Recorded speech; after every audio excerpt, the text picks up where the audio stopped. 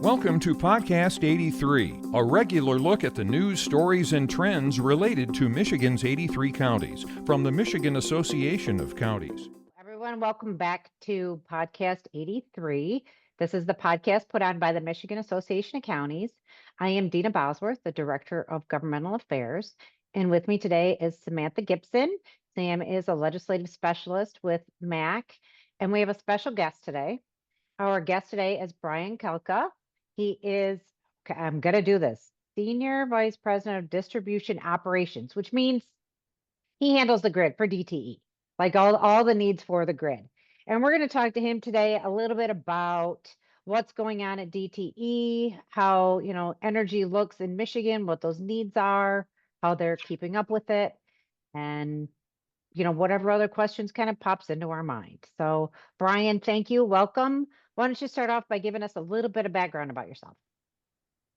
Yeah, thank you for having me. First off, it's really cool to be here with all of you. So I'm a native Michigander. I grew up in Livonia.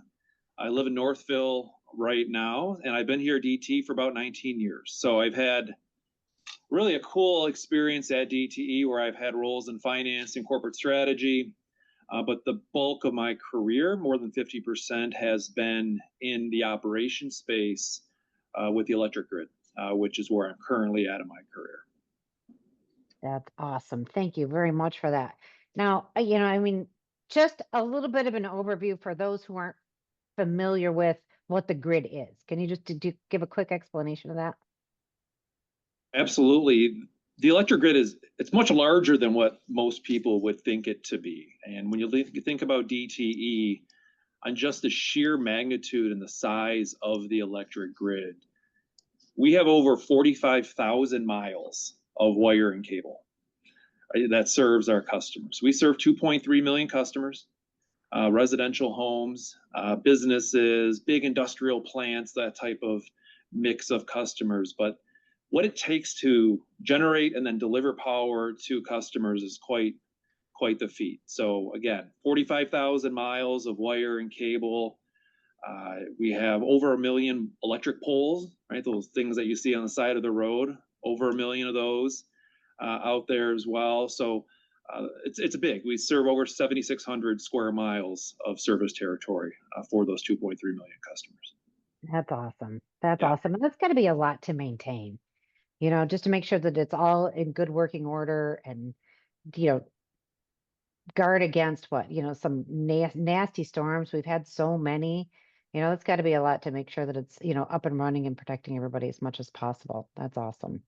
Yeah, I know it is an exciting time to be part of DTE, but also the organization that I'm in right now. And I think my peers across the country would say the same thing, because you're really at this point where weather in the extreme weather, whether it's snow and ice or wind and heavy rain, what have you, it is at an all-time high.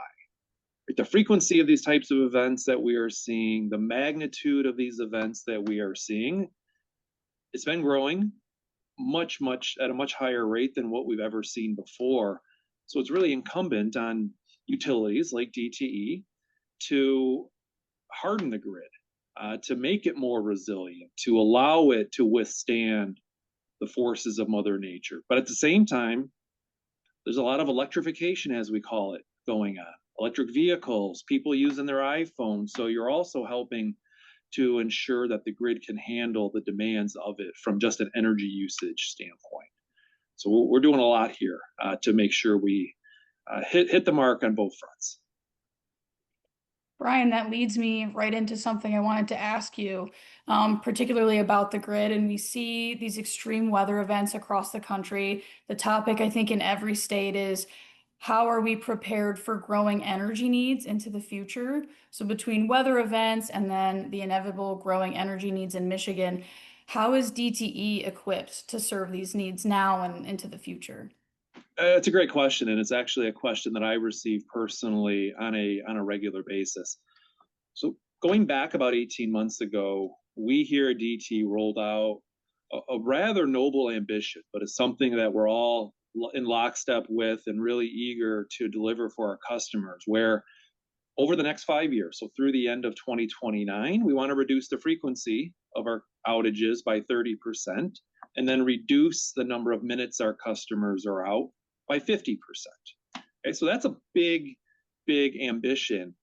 And to do that, we recognize that we need to invest in the grid. And we've laid out a 4-point plan, right? We're putting smart technology on the grid, right? These are cool devices that allow us to remotely operate the grid, help us understand where outages are originating from, allows us to be more effective on where we dispatch our crew. So you see us out there in the field, we're putting these devices up at the top of poles. It's exactly to do that type of work. At the same time, there's a lot of just what I'll call fundamentals, where you have to replace your infrastructure. And we don't replace it like for like. If you take an old pole out of the ground, we don't put the same size pole in the ground. It's bigger. The components at the top of the pole are different materials because, again, they can withstand the demands from Mother Nature and what it might put onto the grid. We also recognize, though, Samantha, where we have old portions of the grid. We've got portions of our grid that were constructed 60, 70, 80 years ago. And we recognize that with the increased demand from an electrification standpoint, no matter how many poles I replace or no matter how many fancy devices I put up on the pole, in the future, that portion of our grid will not be able to support our customers. So in those cases, it's a complete rebuild, meaning the substation, which is where power originates from, to all the poles and the wire that ultimately feed the homes and businesses, we are completely rebuilding all of that. We got a number of substations that are being constructed right now. We have a number of substations that will continue to be constructed, and we're all over. Right? We've got substations near where I live in Northville that are being built because there's a whole corridor of new technology firms that are coming to Northville. And we recognize that the grid can't support them if we don't change. And that's the reason why we're building out our infrastructure and converting it in many cases. The last piece, completely fundamental, but it's so important. Got to trim the trees. Trees cause 50% of the outages and the outage minutes that our customers experience. Right? You think about these 60, 70 mile an hour winds. They are completely ripping trees out of the ground and throwing them into our infrastructure. We've got over 1,000 people out there every day trimming trees to minimize that and to hopefully avoid that altogether. So we're doing a lot, both from preventing the outages from occurring, but also if they do happen, we want to get the lights back on as quickly as we can because we recognize that people's requirements for electricity have never been higher, and it's really important for us to make sure we deliver for our customers. Those are incredibly promising goals. And I know that our commissioners too can relate to having to replace aging infrastructure moving into the future and figuring out, okay, we're not going to replace it like for like, right? There has to be updates to what we have and how are we going to access these resources? And the other piece is so far, it's working. When you go back to last year, we had a reduction in the number of minutes our customers were out of power by 70%, right? So it's a 7-0 relative to 2023.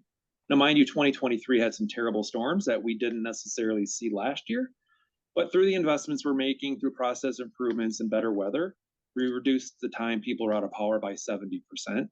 And then this year, right, knock on wood, we're now near mid part of August, end of August, we're actually down another 40 to 50% relative to last year.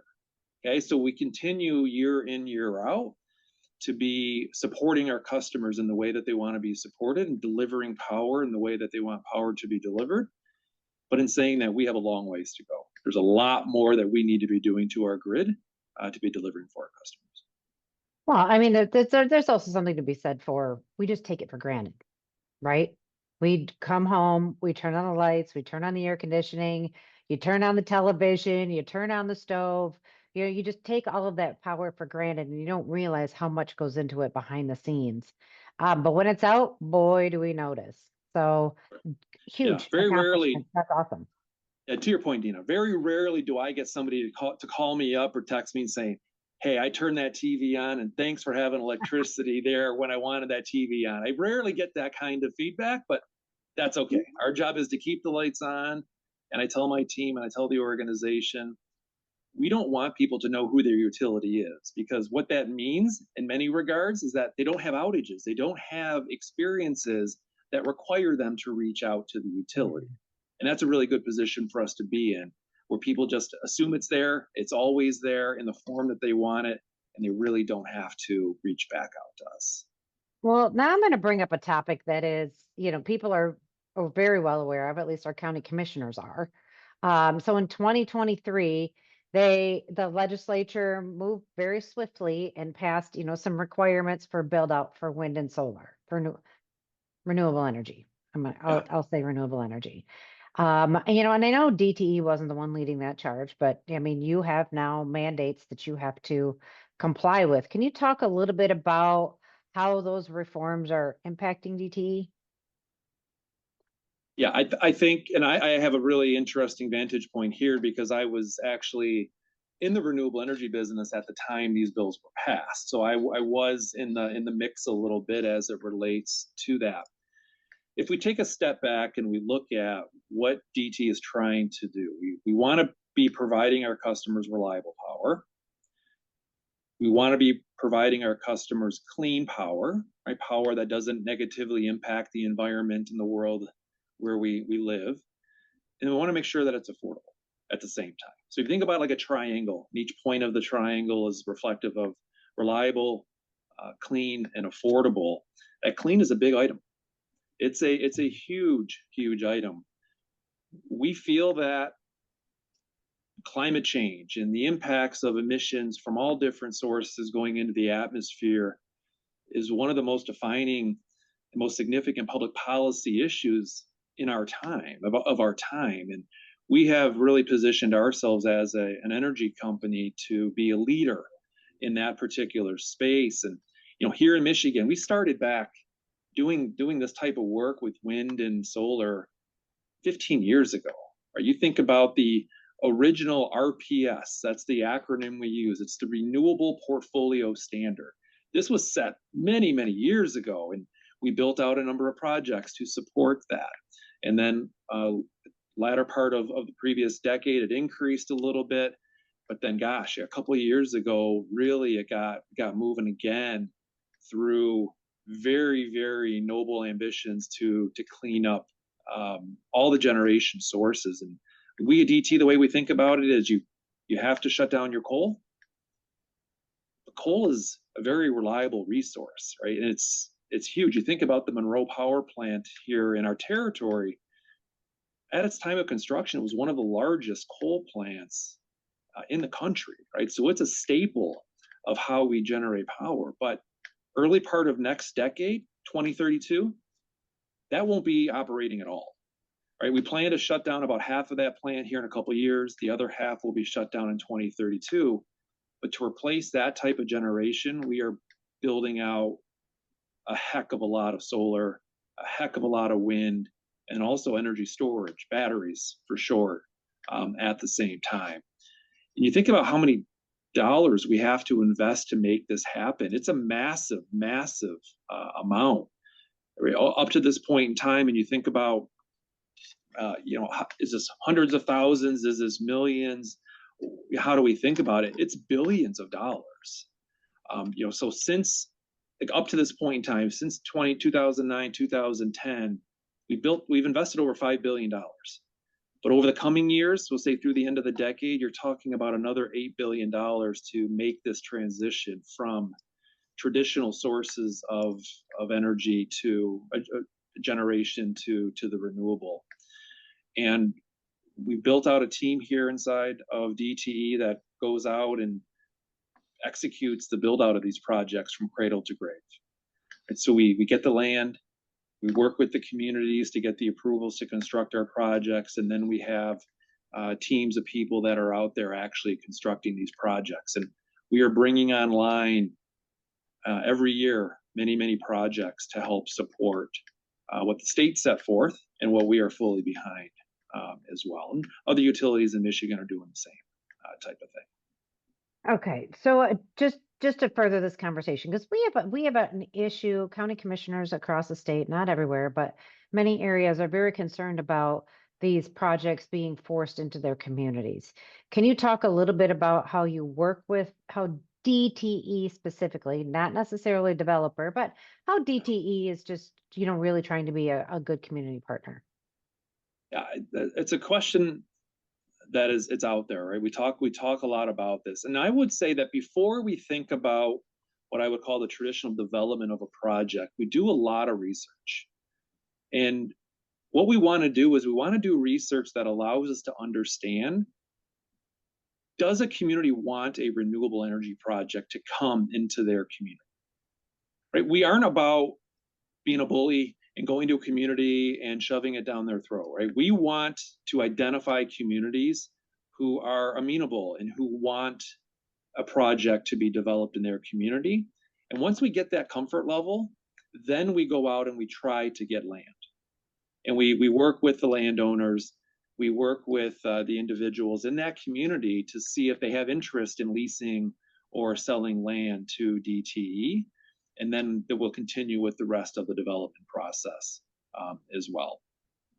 What I would say is this: there are some communities that have zero interest, and we appreciate that, we understand that, but a lot of communities that are taking these projects on are getting a huge influx of tax revenue, right, that they can deploy to whatever they need to, public services, to schools. And we're getting a lot of great examples from communities really building it out in a positive fashion based on the incremental revenue that they're collecting from these particular projects. Obviously, landowners are benefiting as well, right? You've got a lot of individuals that have had farming and on their land for years and years and years, and the generations that are coming behind them don't have that same aspiration. They don't want to use the farm in which it's been used before. So the owner is looking for ways that they can still generate some level of income, and they're finding that wind and solar and those types of technologies are great ways to do it. So I guess what I would say in summary is we want to work with the communities. We do our best to identify communities that want our projects there. And we're not about trying to, push a project down a community's throat whatsoever. Thank you for that. Thank you for that. Sam, did you have more questions? I know you I've have just more. got one more for you, Brian. While we're talking about DTE's work as a community partner, how do you recommend that county commissioners interact directly with DTE? How can we work with you in return? The easy way that I would think about this is we have inside of our company, we have dedicated regional managers is the title that they have, and we have them dedicated for each of the counties in which we serve. If you go to the Empowering Michigan website that is sponsored by DTE, you can get the list of individuals and these regional managers on who is where and their contact information. That's probably the best way for leadership inside of a community or other individuals in a community to make contact with DTE. Is we've got people who understand deeply what is going on in that local area. Let's start with them, and then they have connections to all of us inside of the company. So if there's a very specific question, they reach out, and they reach out regularly on, hey, Brian, or hey, someone on Brian's team, we have these types of questions. Can you guys help us out? Sometimes that means we go out into the communities and do a town hall or an open house where we will rent out the school or whatever it might be and have a number of different tables set up, and people can come in at their leisure to talk to us about whatever they want to talk about. So we are here to support the communities. We want to make sure we are partners, and whatever questions they have, they can find the right people inside of our company to answer them. I'll give a huge shout out to Chris Hackbarth. And Chris used to work in Lansing, and now he does work for DTE in the northern part of the state. Yeah. I can tell you, Chris calls me all the time and tells me what's happening up north and in that community, or when there's an outage, or how you guys are responding to it, and tries to pass on information so that we can disseminate that information to our members as well. So your regional managers do a great job. Yeah, appreciate hearing that. Yeah, Chris is on the gas side, so my interactions with him are a bit limited, but my few interactions have been extremely positive. So the words you're Yeah. speaking of him now resonate very loudly with me. So appreciate you Okay. sharing. Don't tell him I said that though. Okay, Don't well, tell him I said anything nice, even though this might be recorded and he might hear it. We're not going to admit it. yeah. All right. Well, Brian, thank you so much for your time today. We greatly appreciate it. I know our members will appreciate hearing from DTE, and we'll let you get back to your day. All right. Well, I appreciate you having me today. Thank you for the opportunity, and we'll be in touch. Thank you for listening to today's episode of Podcast 83.